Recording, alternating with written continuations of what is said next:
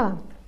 Demək, mən bugün sizə ən çox qarışdırılan bir mövzunu izahlayacağım. Sözün sonu q ilə bitərsə, o x və yaxud da ğ kimi tələffüz olunur. Nə zaman x kimi tələffüz olunur? Əgər özündən sonra samit gəlsə, yəni sözün sonu q ilə bitsə, q-dan sonra samit gəlsə və yaxud da heç nə gəlməsə. Heç nə gəlməsə. Bu nə deməkdir? Yəni özündən sonra nə sait gəlsin, nə samit gəlsin. Samit gəlsə x kimi tələffüz olunur. Transkripsiyada yazın. Və yaxud da heç nə gəlməsə x kimi tələffüz olunur. Amma q-dan sonra sait gəlsə, onda x kimi tələffüz olunacaq. Misal üzərində baxaq. Məsələn, deyir ki, bizə daraq. Daraqla sözün sonu q ilə bitdi. Özündən sonra heç nə gəlmədi. Demək, q x kimi tələffüz olunacaq. Olacaq daraq.